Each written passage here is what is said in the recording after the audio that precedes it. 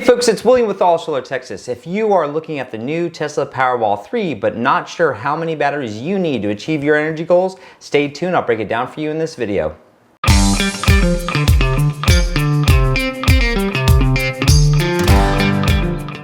Alright folks, but before we dive in, please make sure to hit that subscribe button and don't forget to tap on that notification bell. That will keep you up to date with all the energy news that we produce here on the channel.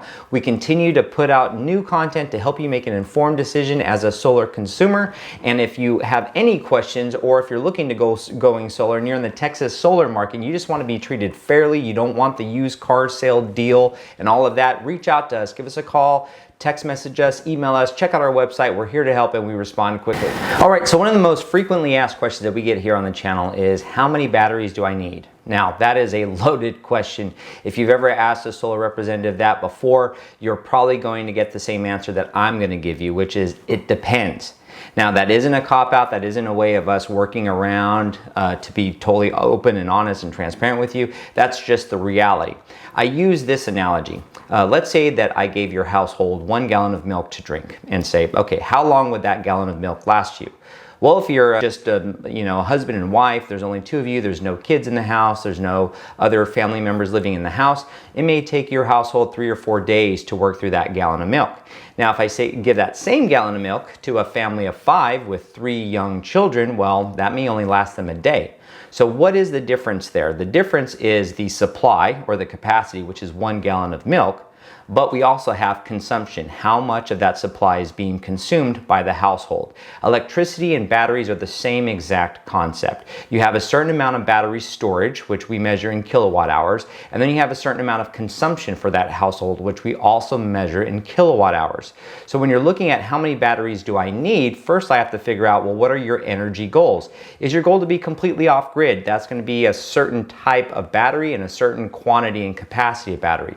What if you're just looking for some backup power, where if the electricity goes out, you're only looking for 3-4 hours of backup power to be able to run some of the major appliances in your home? Well, that'll be a smaller scale battery system, and that's something that we'll have to factor and consider. But let's say you wanted something in between, where you want not to necessarily go off grid, you want to still be grid tied, but you also want more battery storage than just 3 or 4 hours. Well, that's when we have to get into a little bit more math and figure out what is the right combination for your energy goals, which also means we have to look at your consumption, your daily consumption, and look at the habits that you have, what appliances you run, and when you run them. Now, with the Tesla Powerwall 3, you're allowed to stack up to 4 of those units in parallel together. Now, each Tesla Powerwall is rated for 13.5 kilowatt hours of battery storage. Now, we have to think about 13.5 kilowatt hours of battery storage for each Tesla Powerwall 3 battery differently.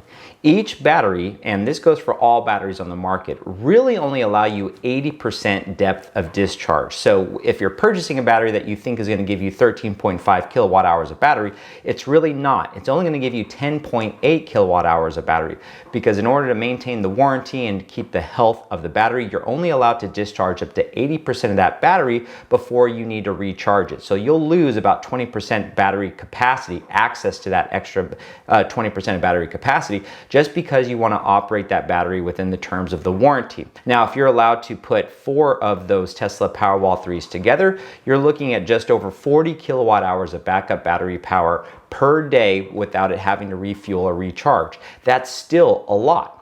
Now, to help you understand what this actually looks like for the individual home, I always encourage homeowners to look at their actual consumption and their usage. So let's just use one example. Let's say that your household uses 21,000 kilowatt hours of electricity per year, and that's when you're grid tied. Now we're looking at solar, we're looking at batteries. Well, first I take that number, 21,000 kilowatt hours, and I divide that by 365 days in the year. What that gives me is 58 kilowatt hours of electric consumption per day on average. Now, that's over the course of the year. We know that there's going to be some months where you use much more than that, some months where you use less than that, but if you want to plan for the average day throughout the year, 58 kilowatt hours would be a really good estimate for what you consume on a daily basis. Now, if we're looking at just about 10.8 kilowatt hours of battery storage for a Tesla Powerwall 3, but you're using 58 kilowatt hours, you're going to need at least 4 of those. Now, if we stretch out to the limit of what we can parallel, that's going to give you over 40 hours of kilowatt hour usage, which is not bad considering that you're also producing during the day and you're going to be consuming some of that. So your electric consumption will actually go down a little bit because you're going to be consuming some of what you're producing. The rest is going to go into the batteries and you'll be able to access that battery. Now, 40 kilowatt hours of battery, if you're using about 58 kilowatt hours of electricity, is going to pretty much provide most of your electricity for the day. Now, that's assuming that you're running and consuming like you would normally do when you're connected to the grid, such as you're running your dishwasher, your pool pump, maybe your air conditioning unit, all the same. In an emergency situation, you're likely not going to do that. You're probably going to scale down on some of your electric consumption, which allow those 4 battery stacks at 40 kilowatt hours roughly per day to last you a lot longer than just 2/3 of the day. You could probably get a whole day's use if you decide to not do your load of laundry, not do your dishes and run your dishwasher, and maybe even, crank up your air conditioner, not run it at 68 degrees, but maybe run it at 74, 75 degrees. That will substantially maximize the life of your batteries. You could also get a little bit deeper. If you don't want to look at a daily average over a year, you could look at a daily average for a month. So let's take 1 month in particular. Let's say on a given month you're only using 1,500 kilowatt hours on that given month. Well, if we take that and we divide that by 31, which is the average number of days in a month, you're looking at about 48 hours or 48 kilowatt hours of electric consumption per day. So now you can really get away with 3, maybe 4 Tesla Powerwalls, because 3 Tesla Powerwalls will give you just over 30 kilowatt hours of backup power. And then if you adjust your consumption during an outage where you're not using some of those heavy, big use and big consumption devices, you can get a lot more life out of that battery. So it really depends on what is it that you're after. Do you want to run your house like normal? You want to be able to have access to all your large appliances and run them during the day? You're going to need more batteries. But remember, with the Tesla Powerwall 3, we're really restricted to 80% depth of discharge, and we can only string about 4 of those together.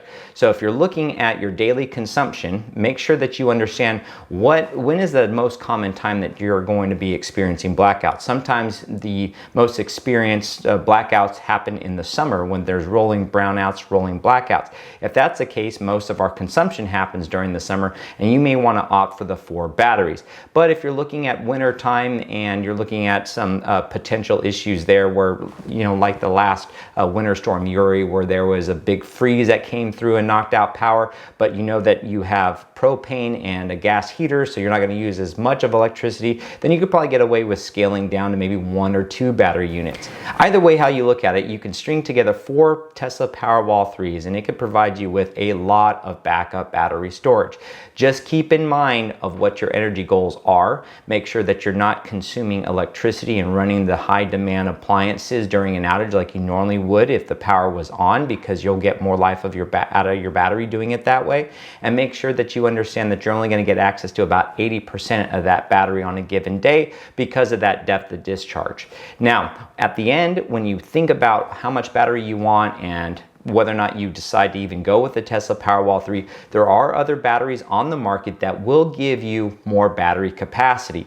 There's batteries like Home Grid or the EG4 or the Fortress Power battery, where you could string maybe 8, 9, 10, or 13 of these large batteries in parallel, which would give you much more battery capacity. You could get 60, 100, 120 kilowatt hours of battery storage. So if you're looking for more battery storage and you want longer access to backup storage, or if you're thinking about going off grid, the Tesla Powerwall 3 battery is probably not the best option.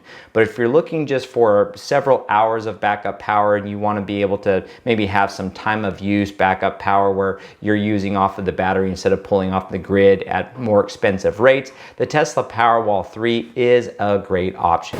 All right, that about wraps it up for today. But if you have any other questions, please reach out to us. Don't forget to email us, text message us, check out our website. We're here to help, and I can't wait to hear from you. Thank you so much, and God bless.